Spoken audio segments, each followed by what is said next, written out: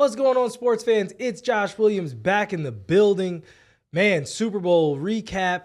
Exciting to be here and, exciting for our guest that we have again today. Came on the podcast last year, around this time, I'd say. And, excited to have him back, get his takes, all the hot takes from Mr. Fox Taylor. But before we introduce Fox, got to go to the bearded one who is not out front. He decided to go backwards in time. Oh, it's not a decided. It's not a decided, okay? The studio has been packed. I've been here since 6:30 this morning. I got a chance to meet Mike Florio, Chris Sims, Pro PFT is what they call it, Pro Football Talk Live on Peacock. So that was a dope experience, but that just goes to show lots of business, lots of people.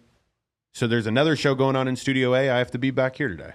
It's not out of choice, bro. I'm on the clock. Downgrading yourself, but it's all right. We did get to meet Chris Sims and Mike Florio, and we got to see what George and I kind of were discussing this before air. We got to see what that next level is going to look like and what this show can be and what just moving forward. But without further ado, got to bring in the resident guru, the king of odds, Mr. Fox Taylor, back in the building. Fox, how you doing today? What is going on, my brother? Good to be back. Good to see you again. Good to see you again. We've been talking about everything. How was your weekend? What'd you do this weekend? Weekend was fabulous. We didn't get into Vegas until Saturday, which I did that on purpose because, I know that leading up to Super Bowl, Vegas as a whole was just going to be completely crazy, packed, traffic, this, that, and the other. So flew in a little bit later, decided to come Saturday, and then spending a few extra days in Vegas, not only doing some stuff like that, stuff like this, but just being able to do some other things in Vegas without all the crowds here. So got here Saturday. Yesterday, obviously, awesome Super Bowl. I know we're going to get into that, get into some of the picks and the plays and whatnot, man. But overall, it's great, man. And like I said, really good to be back. Good stuff. George, did you do anything crazy this weekend? I went and saw Tom Segura, Bert Kreischer, and Shane Gillis at MGM Grand Garden Arena Saturday night. Amazing. Like, I really enjoy that brand of comedy. I needed to check the legends off the list. But there was really so much going on here in Vegas this weekend that you couldn't go wrong with wherever you went. It felt like on everybody's IG stories, there was different events. Like I didn't see people at the same event. It was nuts. It was definitely to your point. It was like there was a different experience for everyone. Because I saw all of my different friends, and I'm like seeing friends that meet Joy Taylor, and I'm like, bro, like that would have been real nice to know. Real nice to know. I would have dressed up for that one, but I didn't have a sexy weekend. I got a dog. Whoa! It happened. I did. No Instagram pictures yet, or did I miss it? No. Like, I keep things kind of close to the vest. It's my second cane Corso. Oh, wow! Yeah, that's gonna be a big boy. Yeah, well, she's a big girl. Yeah. So this is my first girl dog since my original dog back in third grade. So nice. Excited for that. But before we jump into everything, before we jump into the show, I just had to first give a shout out to our sponsor, Coco Love. You see, we now are getting Coco Loves in 2-liter bottles. I had to go to the factory because George keeps stealing and drinking all the Coco Love. Yes, I heard the truth, George. I heard it's been you the whole time. I got sticky fingers. Sticky paws. Yeah, sticky paws for sure. But yeah, so excited for that. You know what I mean? As Fox takes a swig, I'll go ahead. Good stuff. I'll go ahead and pour myself some more. But our show today is brought to you by our friends at Coco Love, the beverage of choice of the American Fan 365. Head over to www.cocolovewater.com for your own case of coconut refreshment and use the code TAF365 for your discount on Hawaiian Beach vibes. Before we talk about this game, I just wanted one thing because, listen, this is the American Fan, and I was able to actually catch George in the parking lot going after I had done my interviews and everything in the parking lot going to my car. I ended up freaking recording a guy that has 12,000 followers fighting with these like old NFL fans. The old NFL fans were from they were Niner fans. And the guy with the followers, he's a DJ local in town. He had a championship belt. And so the old guys were like, "Oh yeah, we coming to steal the belt. We taking the belt back from you." And I was able to film it, and it was so beautiful because it was good trash talk. You know what I mean? Yeah. It Sometimes wasn't that can be healthy. Yeah, it wasn't anything nasty, but I just had to say, because Fox, you have a couple teams, right? You have teams that you care for. Of course. Oh yeah. So if your Definitely. team made it to the championship game, do you have a football team? Oh yeah. 49ers. No. Yes. Yes. Okay. Yeah. Complete transparency here. Okay. Well. So all right. So this is exactly what I'm talking about. If my team lost, like after all these years, George, remember the last time my team went to the Super Bowl, we apparently, according to ESPN, we're the greatest team of all time to win a Super Bowl. We're the number one team with in terms of ratings, defense, offense, special teams. Wow. And if my team made it all the way back, it's not like the NBA Finals or the NHL where it's like a slow death. You know what I mean? You can kind of see the team losing. Yeah. It's a one-day thing, a one-game thing, and your season's done. I feel the need to say to other sports fans, give those fans grace, because I wouldn't be able to do this show today. I'll tell you that. It would be like, sorry guys, we canceled the show. You almost wonder, and it's funny because I was having a conversation with somebody about this morning, and you almost wonder, when your team makes to the Super Bowl and they lose, is it better to watch your team lose in the Super Bowl or not get there at all? And I can just tell you from strictly a consumer standpoint, it's tough. It's tough when you go to the Super Bowl, and being a fan of the Niners, lifelong fan. I was actually at the Super Bowl that they won the season of 94, but it was played obviously January 29th of 95. When the 49ers last won the Super Bowl. And now, of course, since then, we've had 3 trips, one with Kaepernick, one with Garoppolo, now one with Purdy. Yeah. And all 3 trips, unfortunately, unsuccessful. And it kind of reminds me of like the Buffalo Bills in the 90s. All those Super Bowls, and then they didn't come out with one. Difference is San Francisco has 5 total. So we're still able to take a lot of solace in being a successful team and a successful franchise. Again, having all those Super Bowls and stuff, man. But it's tough. It's tough to get that far and lose, and have the lead and lose. But the last 2 times. The last 2 times. The time in New Orleans, Beyonce shut the lights off, and then that was how you guys. Yep. That's how you guys were able to reset. Yeah. But and that what's funny is, I'm sorry I cut you off. No, you're good. But what's funny is in that Super Bowl in New Orleans, we had a chance to win. Three or four shots into the end zone with Kaepernick. If you remember, he just barely overthrew, little too high for Crabtree to bring it in. Yep. And they lost that one. That one was tough. All 3 were tough. Well, okay. Well, now I'm getting you. You have changed how the show is going to go. How of the 3 losses, now that you've had 3 losses, because we're going to actually talk deeper in this later on in the show. Of the 3 losses, which one do you feel has been the hardest? Boy, that's tough. That's a tough question. I think I'm going to say that yesterday was the toughest. It could be that because it's the most fresh. Most recent, too. From a gambling standpoint, of course, I was on the 49ers, not just because I like the 49ers, but strategically from that standpoint, on not only on paper, but they passed the eye test. Everything about the 49ers I like for them to win yesterday. And so to answer your question about which one's the most painful, I'm probably saying yesterday. I'd have to recap in my head or go back over the 3 Super Bowls. But yesterday, to have the lead, to be in overtime, to get all the way down there, get the ball in overtime first. Get the ball first, yeah. Which there's some controversy about that today, which I'm sure we'll talk about. Okay. If you've seen on ESPN or some of the sports outlets today, there's talk about some of the 49ers players not understanding or knowing about the new rules and the new overtime rules in the NFL.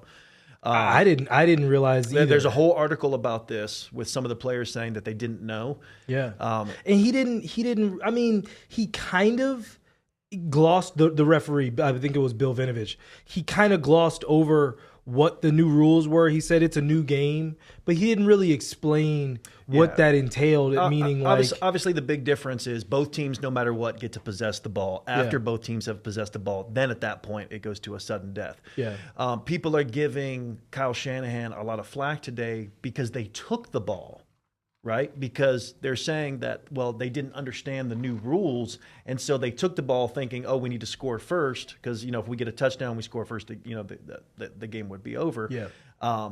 When in fact, other people are saying, why wouldn't you have deferred since you won the coin toss?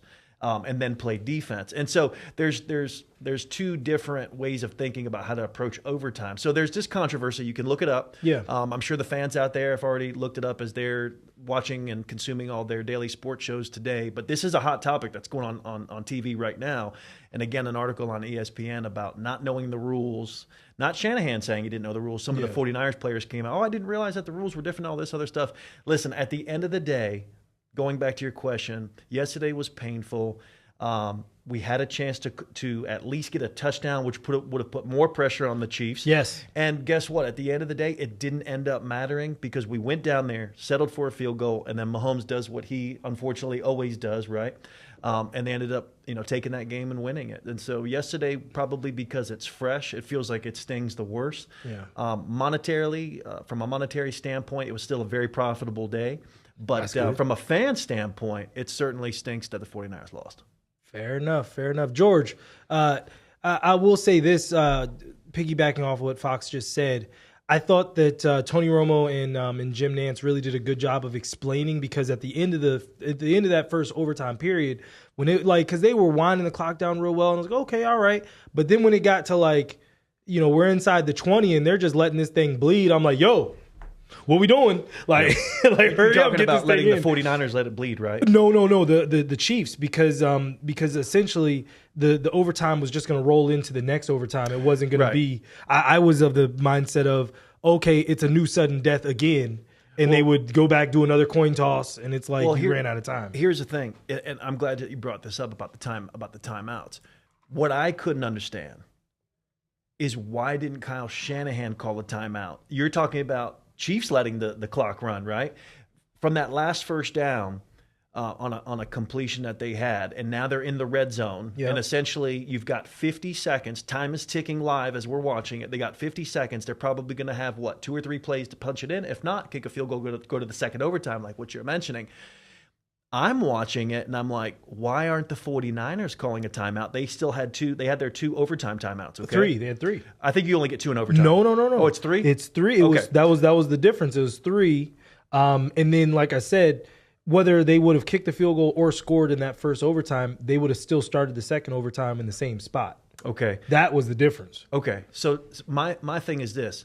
If I'm Shanahan, especially now when it's 3rd and goal. Yeah. And either one of 2 things were going to happen yesterday. They were either going to get the touchdown, which they did, but now just going back into yesterday, watching it live in real time, you're either going to get the touchdown or you're not going to get the touchdown, and you're going to do what? You're going to kick a field goal and go into that essentially double overtime, which we just got done speaking about. When there was 50 seconds left and they were going to they were letting it go all the way down, I don't understand why Kyle Shanahan doesn't call a timeout. Give the opportunity for the defensive coordinator, Steve Wilks, on the 49ers to have a moment. Listen, it's 1 play left, essentially, because they let it bleed all the way down.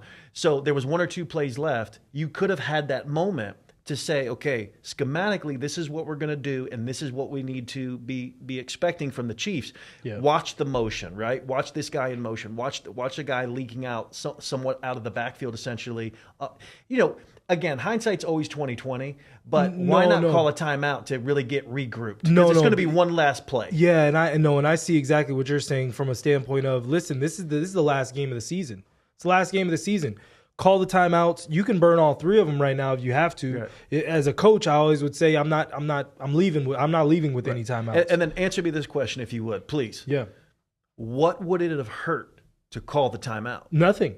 Because the Chiefs were okay with, we're going to let it go all the way down, and then we're going to run this 1 play prior to the field goal. That's right. So if we get it, we win. If not, we kick the field goal. That's right. So if you're Shanahan and you've got the timeouts, you have nothing to lose. Can anybody explain to me? Can anybody give me a reason, if you're Shanahan, to not call a timeout? You've got 2 or 3 of them, like we're talking about. Yeah. Why not call the timeout to really reset, regroup, talk about a couple scenarios, right? Because if you've been studying film all week leading up to this game, wouldn't you kind of be game planning like, hey, this is what I kind of expect Andy Reid might do, right? You want to be defensively in a posture and set up from a defensive standpoint of we are in the best position to hold them on this play and not allow a touchdown. 1,000%, because that's essentially the game. George, what did you think of the new overtime? What did you think about overtime in general? I mean, I love the new overtime, dude. I absolutely love it. The fact that we knew that Patrick Mahomes was going to get the ball, crazy. But it's so new, it's almost like the NBA in-season tournament where you're like, wait, this is happening? They're making it up as they go along. This is literally happening right now? So I thought that, like you said, Romo and Nance did a decent job of trying to explain this to him, but dude, when you watch that last play with the 49ers, there was players that literally did not move. Like you saw the reaction time that was like a second behind the snap. And I'm completely in favor with calling a timeout there to regroup. Yeah. But I think what happened was you get so paralyzed in the moment, you know, and as a head coach, like that's something that Shanahan's going to have to live with, is that like, where was your mind at when there was 40 seconds left on the clock and you just saw it ticking away? Like, where was your head at? Because I think if you can sense that you're out of sorts as the head coach, like, you should probably call a fucking timeout, dude. Like, and again, give me the downside. What does it hurt? Yeah. Well, because listen, if we burn all three of them, okay. But if we burn all three in the hope that we get this stop and we get them to a third down, well, then they kick another field goal and we're still tied. Absolutely. You know what I'm saying? It's not as if we're in a situation where it's the end of the game and we need to save these timeout. Like, you're saving them for no reason. And you know that there's just one play to game for, because when they ran that play, at the exact moment that they ran that play, there was only enough time for two more things. One play and then potentially a field goal. So, again, if you're Kyle Shanahan, I hate to just keep beating this drum, but it's frustrating. Why don't you call that timeout? And then George just said that there's like this almost like lack of response on that last play to where the 49ers didn't react as quickly. I was talking to George off camera before we got in here, and I told him, I said, look, I've watched the play at least 10 times between last night when the game was over and today, and there's a couple of strange things that happen. Not necessarily strange, but the first thing that stuck out is Bosa goes and rushes into the backfield. He commits to taking the running back. So Bosa commits to the fake handoff, right? Essentially he's responding to the fake handoff, which takes place in the backfield. Yeah, if you're looking at this play right here, well, that's awesome that you guys brought it up. So look at Bosa. When Mahomes gets it, here's a snap coming. So Mahomes gets a snap, fakes like he's going to hand it off. Bosa, if he stays with Mahomes there, that pass never gets off. If you look at Nick Bosa, 97, he's coming in. If he stays with Mahomes and doesn't bite on the fake, he's in Mahomes' face enough where Mahomes isn't going to risk. It's either going to get batted down or it's probably going to be incomplete. Here's the second thing on this play. Watch number 33. He's the cornerback. He's at the edge right here. Where George is pointing the cursor. Look at number 33. What is he doing when this play happens? I'm going to tell you what happened, but go ahead. I'm going to let you go. Well, essentially, if you're looking at this, he kind of gets faked out by the motion, right? To a certain degree. But there's still enough time. Look at this. There's still enough time for him to respond to the guy running out to the flat. He never looked at the... Well, here. So this is what happened. And the coolest part about that play is it's the same kind of play that they ran last year versus the Eagles, with only that last year it was Kadarius Toney, and then it was Sky Moore. When they ran a bluff motion, he bluffs and then goes back. So go ahead and go back again, George, because if you watch closely, pause it right here. Pause. Okay, so the cornerback that's in the far right, up one more. Yes. He passes him off because they believe that he's going to continue motioning across the face. So if you watch his hand, he passes him off to the middle guy.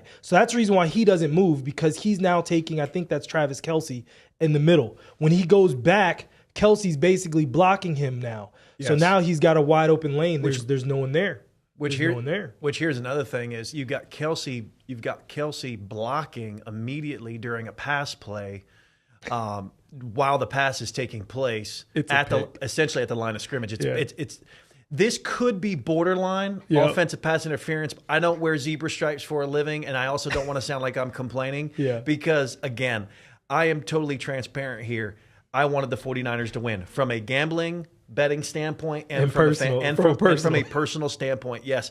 But again, I mean, George, what's your thoughts on this? Number 33, look at his just no reaction to the guy coming the flats. He was there to make that play. Yeah. It's like he was in a trance. He whiffs on a jam on Travis Kelce. Like you can see it. It's just right here. He's about to punch, whiff, nothing. And at that moment in time, you're like in the fucking land of, oh shit, I just lost the 49ers the Super Bowl.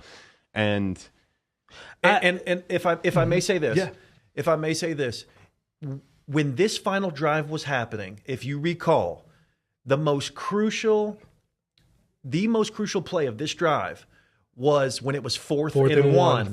And it was around midfield-ish, maybe even the 40-yard line. No. They were still in Chiefs territory. They were still in their own territory. Right, okay, but it's about the 40. Yeah, in there. So if you go to that play, it's almost the same play. Now, this is what these guys get paid the big bucks for, and this is what I mean when I say that.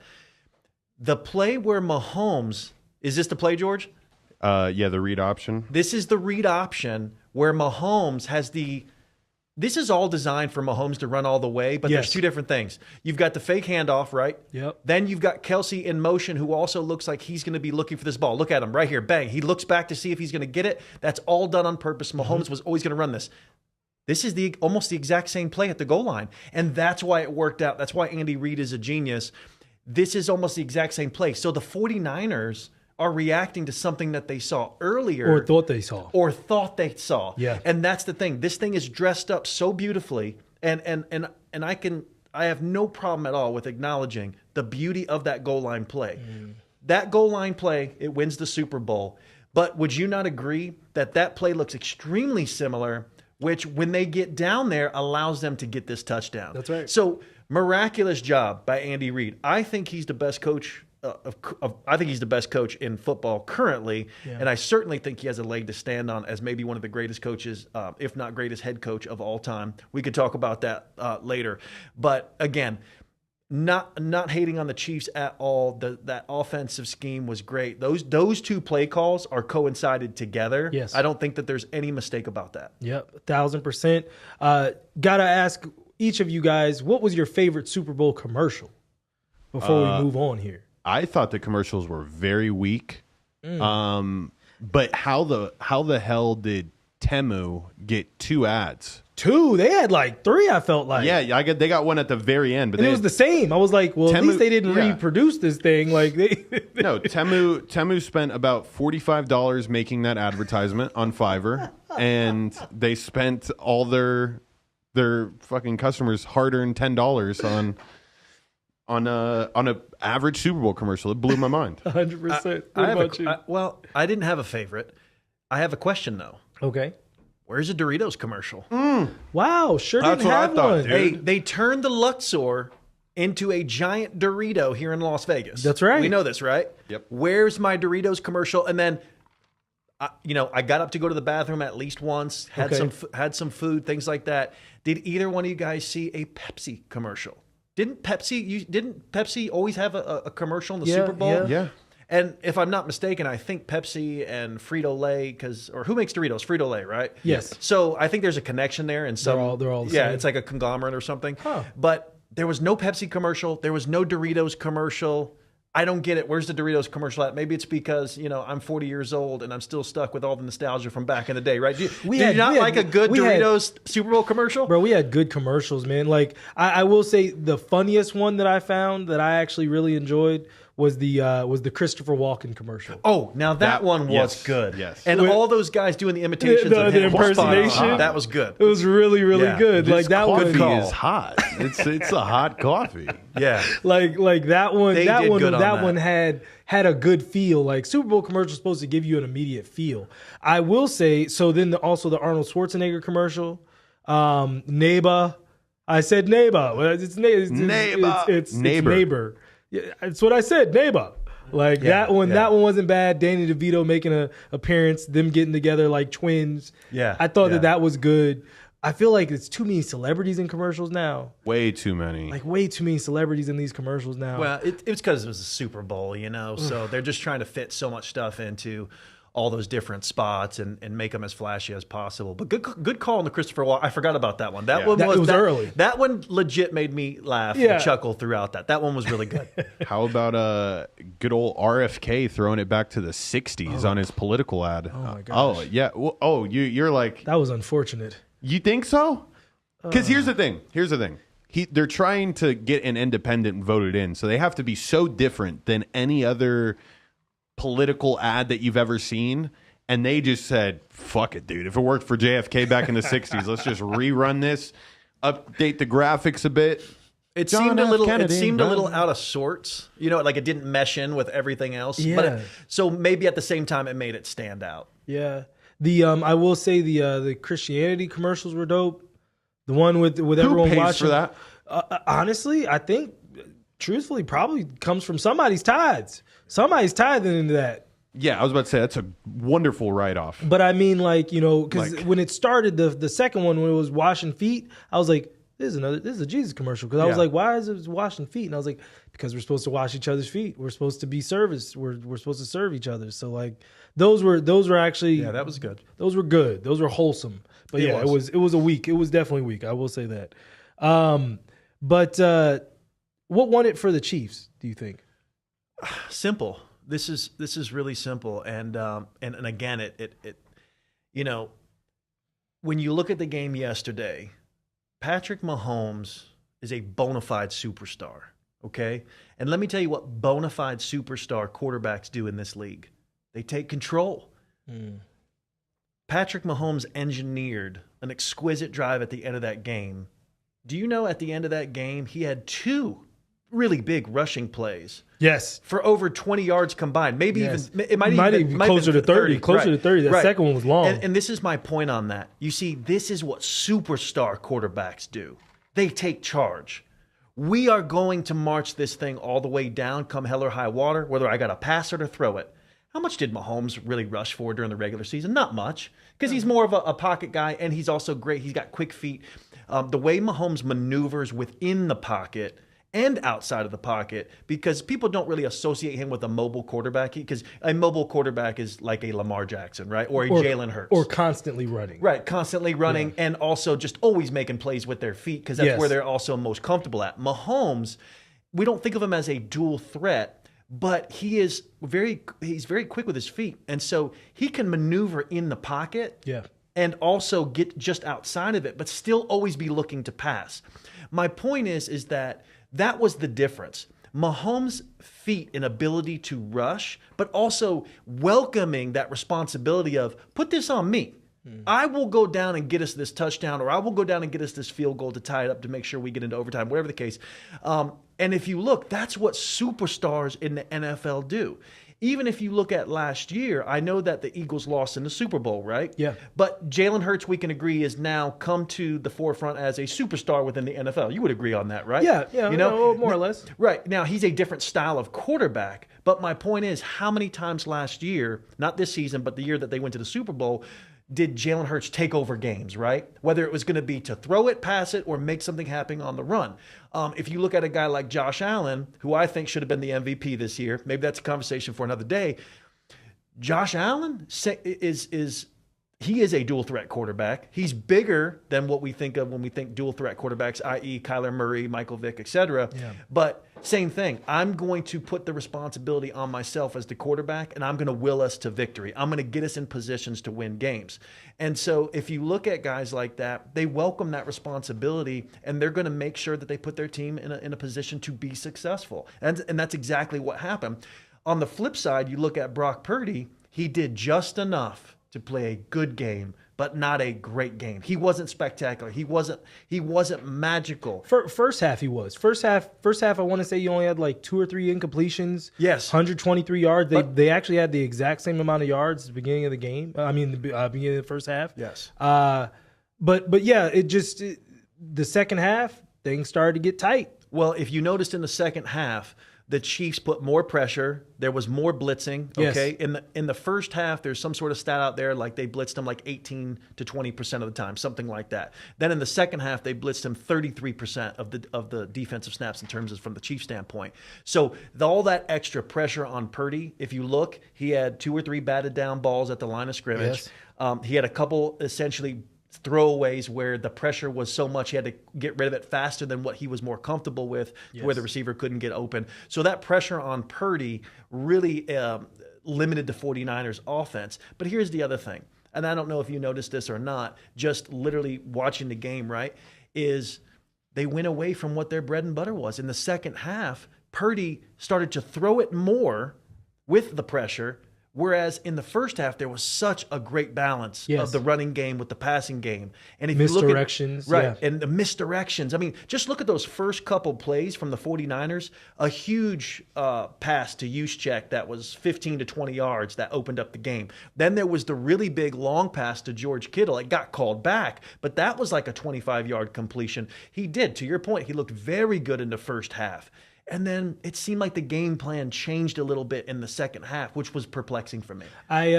Before I throw it to George, I feel that that script, that first half script, that first 20 plays or so that they had set up was beautiful. It was perfect. On point. And I feel like once Kansas City started to get a beat on them and a beat on what they wanted to do, and they started making more negative plays, I feel like the game just altered a little bit. But George, what won it for the Chiefs for you? What won it for the Chiefs is Steve Spagnuolo is just that good at calling a defense. And what I really appreciate is my defensive understanding in the past year and really understanding the way that coverages roll and how you can get creative with sending corners. Like blitzing a corner is one of the riskiest things to do in football. And the Chiefs do it like it's like they're putting their shoes on. A lot. Every day. Like it's not a, oh my God, this is our wrinkle play where I pray to God it happens. No, like the Chiefs are dialed in to know that coverage is going to roll over. We're going to get that guy on the backside covered, and we're going to be able to, get the pressure on a young quarterback. And the thing that blew my mind is the lack of screen calls. Whenever you get a heavy blitz defense, it opens up a lot of the lanes for you to run maybe a Deebo Samuel's tunnel screen. Maybe you run a George Kittle delayed screen, right? A lot of these plays that I just did not see utilized. The one time they did run a screen, it was a fucking gadget play. Jawan Jennings, it was a double screen on both sides, and he scored a touchdown on it. Yeah. And I mean, that's a bad example because the Chiefs didn't necessarily bring pressure that time, but it's like those wrinkles definitely help out. The Chiefs had a healthy amount of screen game. And so I guess it was the coaching. It was clearly evident that the Chiefs had the better coaches and that they were always a step ahead as far as the chess game goes with getting your pieces aligned. But then football's 3 facets. They won special teams. When you get a block field goal and you get a punt, 60-yard, muff punt recovery, you win that facet of the game. It's not going to show up on the stat box and seem flashy, but that's it. That is the difference. I'm really glad that he said special teams. Yeah, that's fair. Because I turned to the group of people that I was with during the game, right? And the first thing that I said when we had the muffed punt, right? Yeah. Was it a punt or a kickoff? It was a punt. It was a punt. Yeah. On the muffed punt, first thing, listen, I turned to my girlfriend and the first thing that I said was, that is a huge momentum changer. Now, and I didn't just say that just because not only after that happened did they score on the very next play. The Chiefs scored a touchdown. That's right, Valdez-Scantling. That's right. You knew it was happening too. Right. I literally said it. I was like, the Chiefs are going to score in one play here. Like there's no doubt. You're taking a shot at the end zone. The momentum for this Super Bowl changed on that play. And George, you played football. Yep. You watch football. You got a football family at home, okay? Would you agree with this? Is there any reason why on the muff punt, the guy's trying to pick it up and not dive on it? Aren't we taught in Pee Wee football to dive on the ball in traffic and not try to pick it up? So that was another thing where, again, it's a special teams play. And George is 100% correct. that's how big special teams can be in a game. And by the way, this was in the Super Bowl of all things. Yeah. For it to be careened off his own player's leg, that was because when it happened, I was like, oh no, muff. But like he was actually reacting. Yes, because it did hit off the guy's leg. It went off his teammate's it's leg. Just as much as that guy, like the guy who had hit off him, like that's his fault. Like Ray McLeod is screaming, "Get the fuck away from the ball!" Like situational awareness. But then he makes a mistake. Here's a little fun fact for you guys, a little football pro tip for all you athletes out there. Whenever you're scooping a ball, you never scoop up to down. You scoop left to right. Look at that. You hear that? When you watch the highlight back, you're going to see him scoop upwards. He loses the handle of it. He's moving forward. If you scoop sideways, you're at least changing the momentum of the ball. Yeah. And it makes it easier to pick up and harder for the defense to read. So that was a mistake on that part right there. But you knew at that moment in time that the momentum had shifted. I know this. I saw a chart once when I was playing at UNLV where it's when you have a turnover in the special teams department, or you have any sort of advantage plays in the special teams area, your percentage of winning goes up like 70%. Yeah. Like literally 70% of the time when that play happens, that team wins. Yeah. That's crazy numbers. Yeah. Yeah. Well, look, I'll say this. I think for me, the Chiefs won it just by staying the course. Everything that you've mentioned, everything that Fox mentioned, it was 10-3 at halftime. The game didn't look great. Both teams had a sloppy-ish first half, whether it was penalties for the Niners. Both teams had lost fumbles. But that field goal to get it to 7 going into the half, I felt like even though that second half did not start well for the Chiefs at all, I felt that if they were able to just continue, that they were going to put themselves in position to win. And by and large, I think that's really what happened. Fox, quickly, what do you think lost it for your Niners? Well, I mean, the fact that all the blitzing coming from the Chiefs, and George kind of alluded to this somewhat, you got to recognize what the defense is doing to you. Okay, so this is what they're taking away. So when a defense is starting to blitz your offense like crazy, like they were doing and being so disruptive, that means now that's where those screen plays come in. That's where running the ball becomes so much more important because you have to be able to react to what the defense is doing in order to articulate the ball down the field. So by just running continuous throwing plays for Brock Purdy against a pass rush that's already coming and being so disruptive, how are you going to be able to be productive? Whereas in the first half, that's why, like what you mentioned earlier, 49ers look great in the first half. I mean, I had people texting me, oh my gosh, 49ers look great. They look amazing. This is their year. Look at Purdy, all these things. Everyone, I mean, I'm in a Super Bowl party, and you could have heard a pin drop with those Chiefs fans. They thought they were in big trouble, and they were. They got away from the game plan. George mentioned that. You got away from the game plan. You have to react to all that blitzing that's taking place. Where were those screen passes? Where were some of those wrinkle plays? We don't call them trick plays per se, but the 49ers live in a world of misdirection. Yes. And I didn't see any of that in the second half. And there was some really great Kyle Shanahan has so many type of wrinkle plays in his arsenal. It was crazy that some of those were not used in this game in some of those crucial spots where I think there could have been first downs. And that last throw that on the 49ers possession before kicking a field goal in overtime and then handing it over to the Chiefs, no special play, nothing sexy in the red zone, and they had 2 or 3 chances essentially at a touchdown before settling for the field goal. So disappointed that they kind of got away from their bread and butter and turned into a little bit more of a pass first team in that second half whenever it just didn't make sense. Yeah. George, what lost it for the Chiefs? What lost it for the Niners? I think not understanding overtime lost it for the Niners. Like, I thought as soon as they elected to receive the ball instead of taking defense under these rules, you don't do that. You're playing 3-down football. I heard it said on a show, if it was 3rd and 1, or if you got into a 4th and 1 situation on the 30-yard lines, if you're the 49ers, you're punting the football. The Chiefs were in the same situation coming the other way, but they knew they were playing 4-down football. They had to do that. And that's where you want your mind to be offensively. So I think there was this like a huge lapse in judgment. And I think the story will continue to unfold we already saw that one of the 49ers players said that we didn't necessarily know the rules.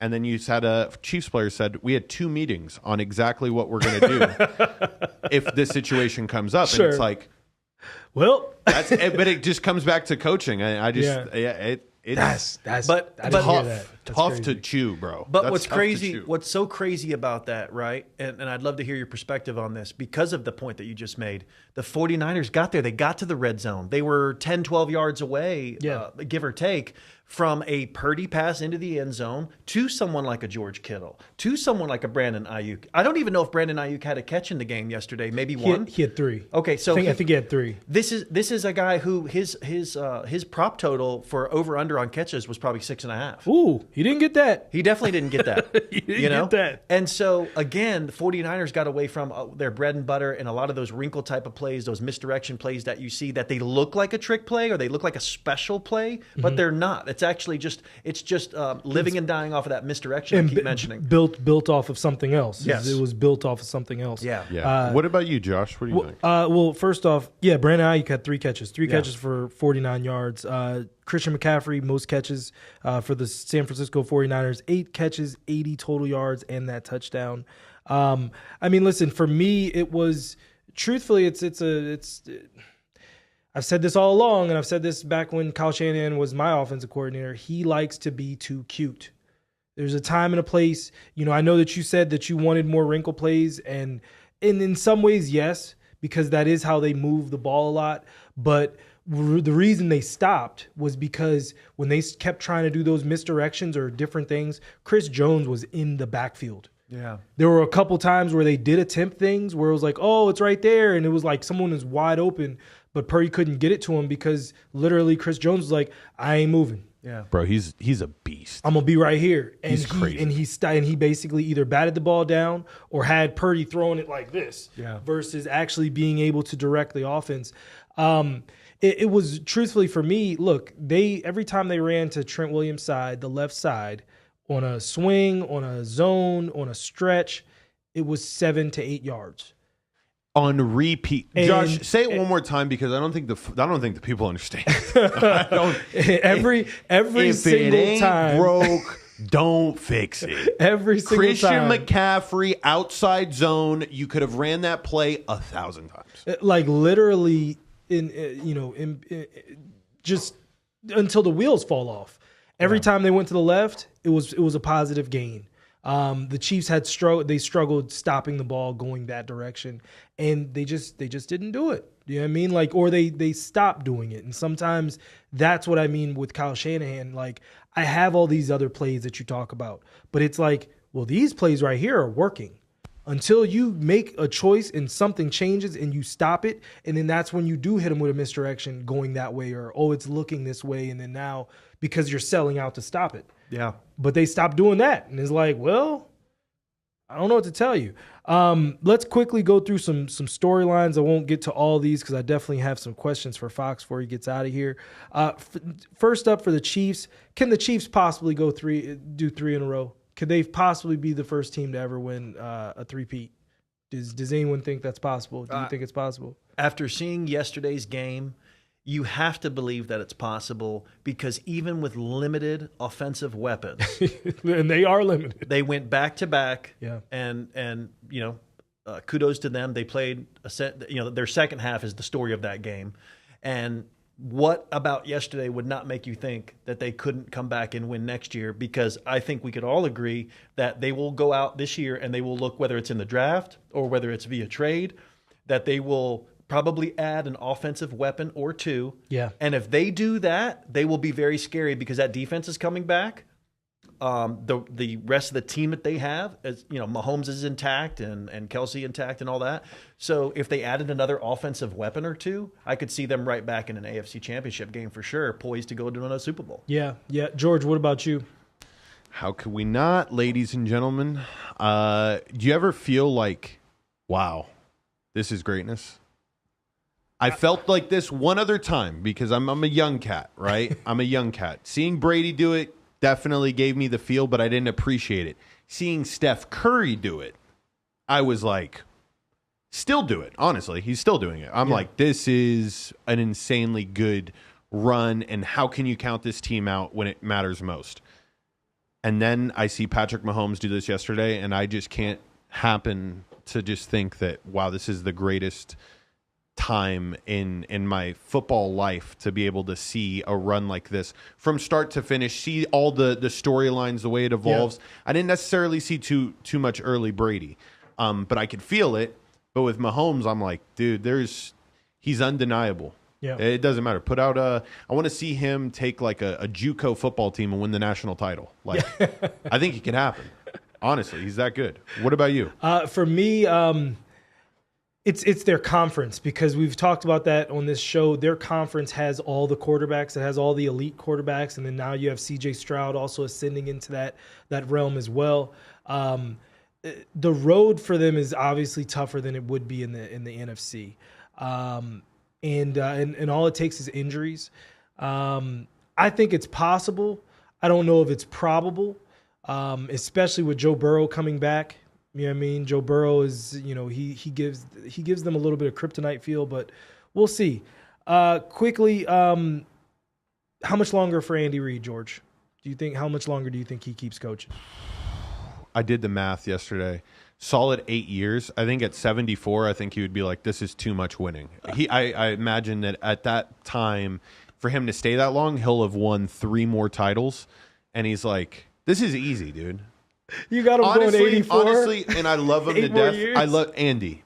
You need to hit a treadmill. We got to get on a diet. We got to get on a protocol. You need to start cold plunging, because your body cannot withstand more runs like this. We saw. Listen, really appreciate this. This is good. We saw what happened when Kelsey just. Dog, Kelsey knees gave him buckled. Like it was bad. I'm like, listen, man. Like there's no. I like, noticed that. Yeah, bro. We got to get him healthy so he can make it to 74. Yes?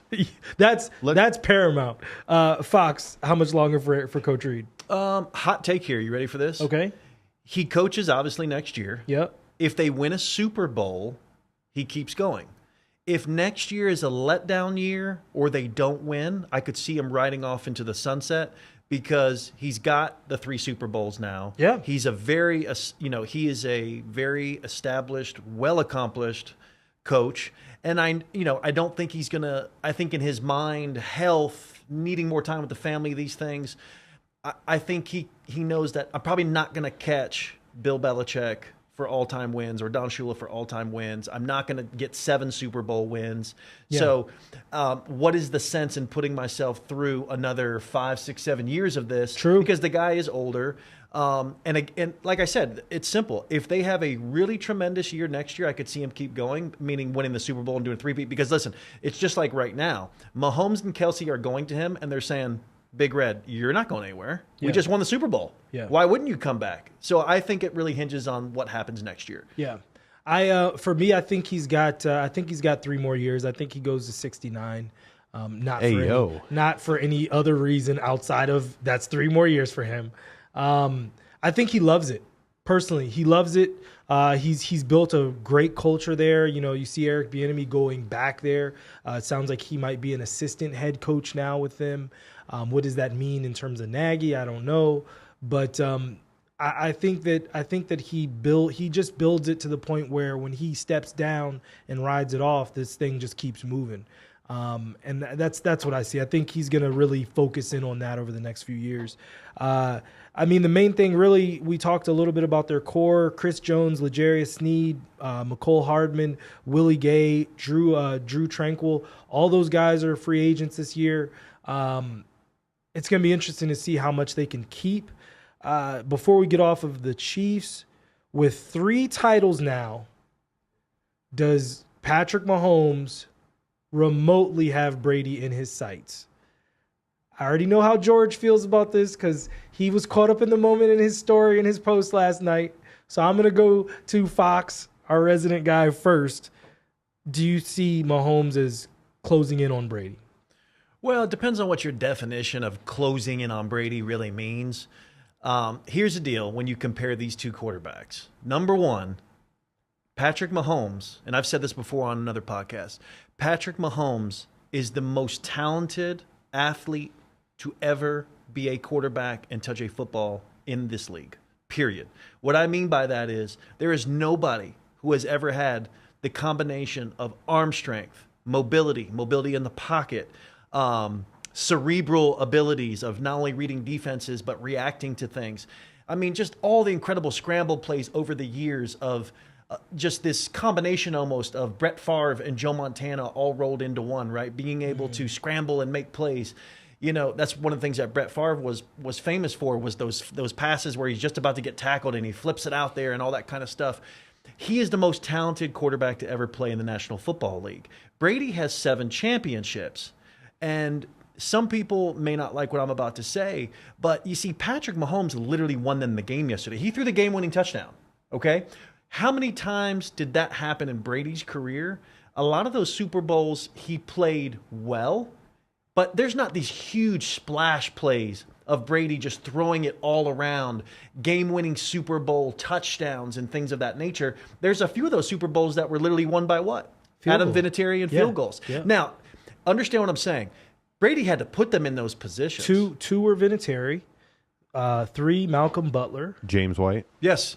Thank you. So the Malcolm Butler interception, the Vinatieri field goals, some of those victories, like for instance, when they played the Rams, I'm sorry, I'm going on about this. The Super Bowl where they played the Rams, the final score was what, 13-6 or something like that? Oh, that Rams, yes. When the Patriots played the Rams. I was going back to the beginning. He played them twice. Yeah. Good point. Yes, good point. Touche.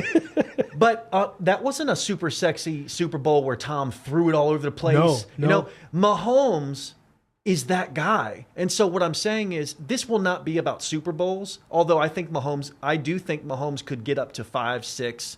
And then once he's at 5 or 6, what would stop you from saying he's going to get to 7? But your question was, you know, how do I feel about him and kind of comparing him to Brady, and is he in his sights and stuff? Of course he is. He's only 28 years old. He's been to all these AFC championships. Now he's got 3 Super Bowl MVPs, 3 Super Bowl trophies. I mean, at the end of the day, even if he never sees 7, this guy's Mount Rushmore. There's no doubt about that, of quarterbacks. And he will always be compared, regardless of Super Bowls. Him and Brady will be in the exact same conversation. This is almost going to turn into a LeBron and Jordan type of deal. And so okay, and that's where I come in. So the first part, I'll say this: the reason I wore this jersey today, first black quarterback to ever win a Super Bowl, Doug Williams. Yep. And obviously, Patrick Mahomes is now the greatest black quarterback of all time. That is bar none. Period. In story, you can't even don't come at me with that one. But what I will say is we can't put him ahead of someone that is so far out ahead of him. When everyone starts saying GOAT, it's like, how can you be the GOAT and you haven't caught someone yet? And I'm going to just quickly go through the stats quickly. 28,424 yards for Patrick Mahomes. Brady has 89,214. In the playoffs, 5,135 yards. In the playoffs for Brady, 13,400 yards. When we get into Pro Bowls, obviously Tom Brady's Pro Bowl record is ignorant. 15 Pro Bowls to 5 for Patrick. He hasn't been playing that long. I said last week, if he won this game, it would put him now in the room. He's now in there with 4 other guys: Aikman, Bradshaw, Montana, Brady. Those are the only guys with 3 or more Super Bowls. So he's already passed a lot of guys. He's already passed a lot of guys, even though he hasn't, caught them in terms of the records or the accolades or those things. Those things will come. When we start really talking about quarterbacks, we lead with Super Bowls, and we lead there for a reason. If he gets to 4, now if that happens next year or 3, 4, 5 years from now, it does change the narrative, because now he has caught Montana. And his numbers are going to be better than Montana. So it's going to be interesting. Yeah. You know what I mean? You can at least start to make that case. But I don't want to put him way out. Well, and here's the thing. I'd like to fire this question back to you is, and really looking at this objectively, and to be honest, if I asked you if you were going to start a football franchise today, and I said, are you starting this franchise with Tom Brady or Patrick Mahomes, what's your answer? Oh, knowing everything that I know? That absolutely. You got to know everything. Ooh. Look. You got to answer it. I'm going to say this, and I'm going to say this strongly. I was a Peyton Manning fan. I loved Peyton Manning, and something about that Brady boy. Every big throw, every big drive, it may not have ended in a touchdown or him throwing it, but he always put him in position to win. I think that him and Patrick Mahomes are cut from the same cloth. They do whatever it takes. I got to go with Brady until Mahomes catches him. He hasn't caught him yet. The reason I would say, from my standpoint, in my opinion on the matter, is this: his trajectory is right now that he will catch Brady. That's the trajectory that he's on. Yes, it's not impossible to think at all that he would not catch him. Maybe not in terms of 7 Super Bowls, but if he gets 5 or 6, these are apples and apples. It's subjective at that point. And what I was saying earlier is this: he is more athletic than Brady ever was. Yeah, you know what I mean. And that's not taking anything away from Tom. Mahomes is extremely athletic, and when you couple that with all the other abilities that I mentioned earlier, I'm starting my franchise with Mahomes. But you can't go wrong with either two. Yeah, no, I hear you. Well, let's go ahead and get out on a couple questions for Fox. I'm calling this betting the kingdom with the Fox. So up first, sports betting is now out of control, Fox. What does the future look like to you? Wow, what a question. Well, who would have thought just years ago, as we were on the precipice of legalized sports betting in all these different places outside of Las Vegas, because for years, obviously, in terms of the United States, Vegas was the only place where it was, legal. And so just to see the growth in sports betting to where I think it's legal now in 32 states. Don't quote me on that, but I'm pretty sure I'm right around that number in terms of being correct. But it's just amazing. Yesterday I saw a stat that over $16 billion or something like that was going to be wagered on just the Super Bowl alone. And so it's becoming part of the culture. You can see it. It's ingrained with the commercials, the official sponsor of the NFL, yes. this platform, that platform. So who would have ever thought it would get to this? The sky's the limit. Yeah. And what initially drew you to the space? What initially drew you to sports betting? Well, I've said this before. I think that when you played sports young, and like for me, sports was my life. I grew up not only playing every sport that I could just because I liked competition. You like sports for many different reasons. I'm a super competitive type of person. And then as you grow up and you get older and you get exposed to this thing that we call sports gambling or sports betting, now you're taking your two favorite things, right? You're taking making money and sports, and you're putting them together. And then, but also, add in the fact that there's this competitive part, and you're really just competing against yourself, right? Yeah. And so I think when all that is put together, it's just a really cool space to be in. And also, with what I do, I get to help people, because there are certainly people out there that they love it, but unfortunately they don't win, and they need someone who can step in and kind of navigate that world for them. Or maybe they've never even been in it at all. And so that's where someone like me comes into play. But I think that just my love of sports is probably the origin there of the whole thing. Yeah. And then what sport do you feel most comfortable betting? And what sport do you like to bet the least? Comfortable or my favorite. I'll just, I think what you're asking me is maybe what my favorite is, or what I think there's maybe the most profitability in. Yes, sure. Yeah, me personally, college football is my favorite. Wow. And NFL is like right there. And to me personally, I just think that because there are so many, here's the deal. From a handicapping perspective, right, and getting a sharp edge, let me tell you this. How many teams are there in the National Football League? 32, right? Yes. How many college teams are there in FCS, FBS, et cetera, right? There's hundreds. And so gaining an edge in college football is way easier. Maybe it's easier for me with my knowledge, with my contacts and things of that. But there is an edge to be had in college football. It doesn't mean that there's not an edge in NFL. There certainly is. But with all the different programs out there, when Vegas cannot account for 200 different college football teams, right? Yeah. Not well. Yeah. All they can do is use technology to generate lines, and those lines, most of the lines today are generated by machines. They're not generated by a person in the back with a stubby pencil and a piece of paper doing math on, well, this is what they average, this is what the defense allows, and all that.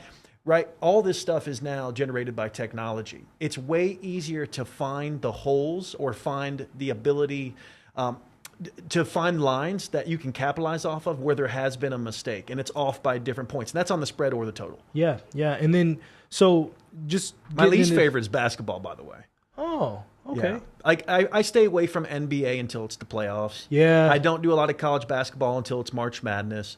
And that's because there's so much of a focus on college football and of course NFL. Yeah. But you don't want to get yourself as a bettor. You don't want to get yourself in a position where you're betting like 5 NBA games or 10 NBA games a week when it's just the regular season and it's not even the All-Star break yet, right? Mm-hmm. And so I as a sports handicapper, I want to make sure I'm giving my clients games that have meaning, because when they have meaning, you're getting the very best out of the players. Yeah, I love it. I absolutely love it. Just getting you out here on 2 more.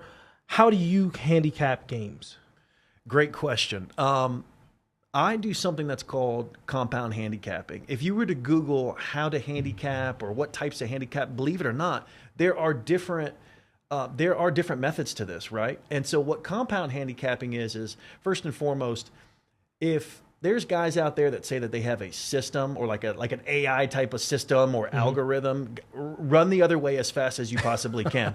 Because those are typically guys, I mean, you could sometimes just look at them, but those are typically guys that don't know anything about sports. They couldn't name you 3 players on a team. They couldn't tell you who won the Super Bowl in 2000, right? These are not sports dedicated people. Baltimore Ravens. There you go. These are, Trent Dilfer was the quarterback. Yes, he was. Yeah.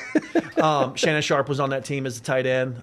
So these are guys who, if I am counting on technology to give you a winner, that's a problem, because that means I'm not accounting for all the different human variables that can happen in a game. And it also means that I'm probably not watching those games because I can't speak knowledgeably about the players, the coaches, the staff, and all the different things that can come up that would give you an edge, right? And so compound handicapping is taking the eye test, the stats, the analytics, and putting everything together to make blending them together in order to make picks, right?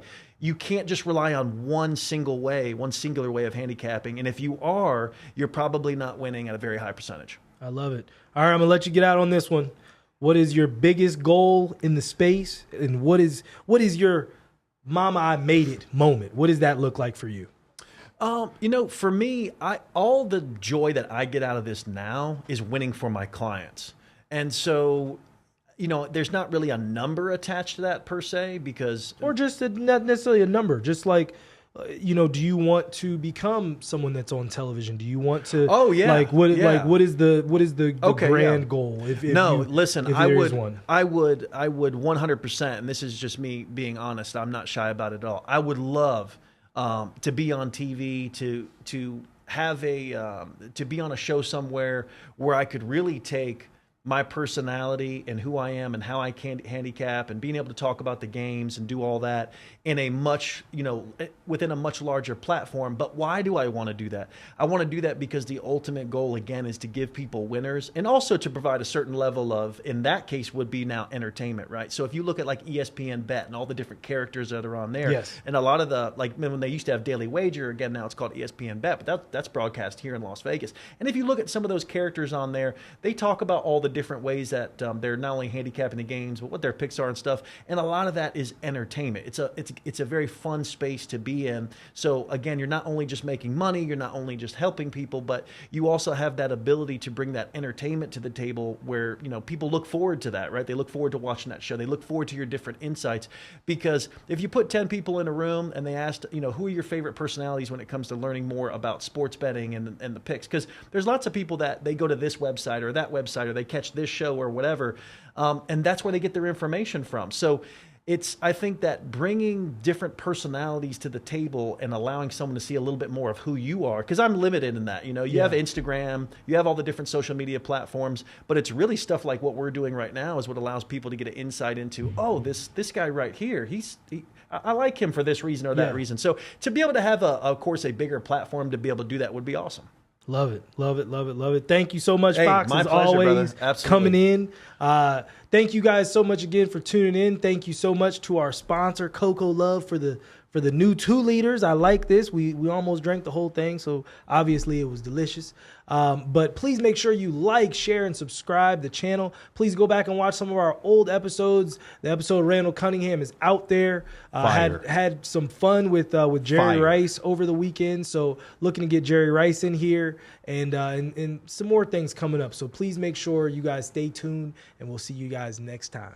Like, share, subscribe.